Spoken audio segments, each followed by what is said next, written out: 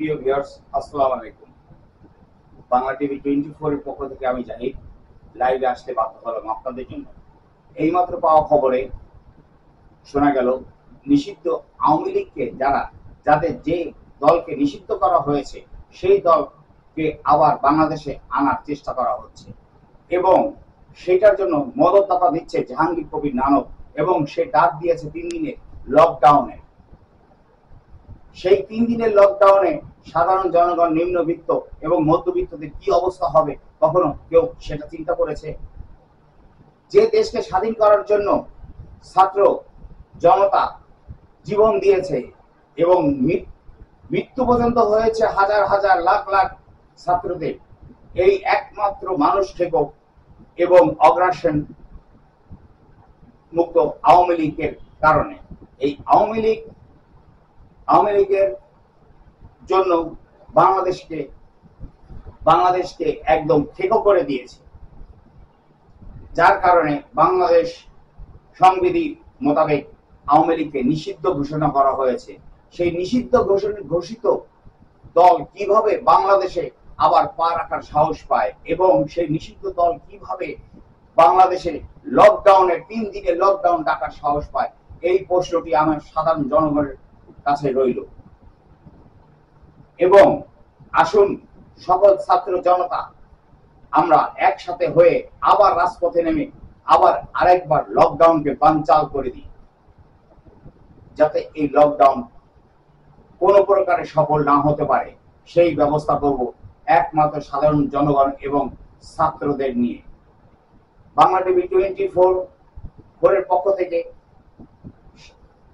প্রশাসনের দৃষ্টি আকর্ষণ করে বলবো, আপনাদের কাছে অনুরোধ রইল, অবশ্যই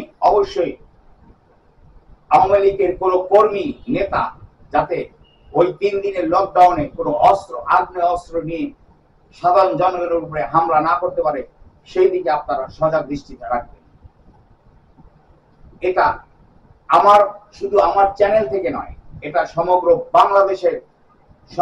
বাংলাদেশের সমগ্র জাতির পক্ষ থেকে আপনাদের কাছে অনুরোধ যে আপনারা অবশ্যই সজাগ দৃষ্টি রাখবেন, যাতে তারা কোনো প্রকারে ক্ষয়ক্ষতি না করতে পারে জনগণের এবং আমাদের জাতীয় সম্পদের।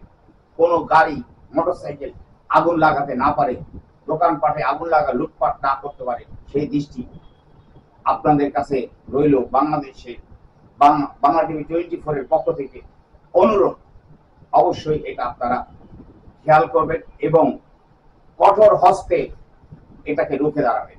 সাথে আছি আমরা এবং সাথে রয়েছে মিডিয়া। বাংলা টিভি 24 সব সময় সাথে থাকবে, সাথে আছে এবং পথ চলবে। নিষিদ্ধ আওয়ামী লীগকে আর কখনো কোনোদিনই বাংলাদেশে আসতে দেওয়া হবে না।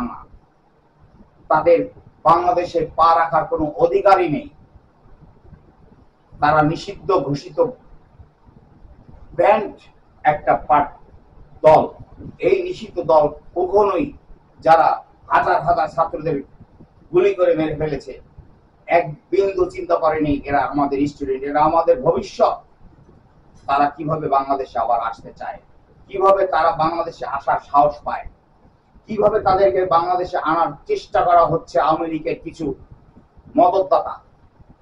চলুন এই মদতদাতাদের রুখে দাঁড়াই এবং সাথে নিয়ে বাংলা টিভি এবং সকল মিডিয়া এবং ছাত্রদের এবং সাধারণ জনগণদের দৃষ্টি আকর্ষণ করে বলবো, চলুন একসাথে মিলে রাজপথে নামবো এবং এই নিষিদ্ধ দলকে রুখে দাঁড়াবো।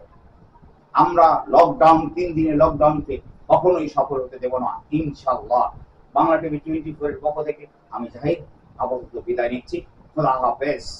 এবং বাংলা টিভি 24 এর পক্ষ থেকে এই 3 দিন আমরা রাস্তায় থাকবো এবং আপনাদের লাইভ দেখানোর চেষ্টা করব যে দেখেন আওয়ামী লীগরা কি করতে পারে, যাতে তারা কিছু না করতে পারে সেই ব্যবস্থাই আমরা করব।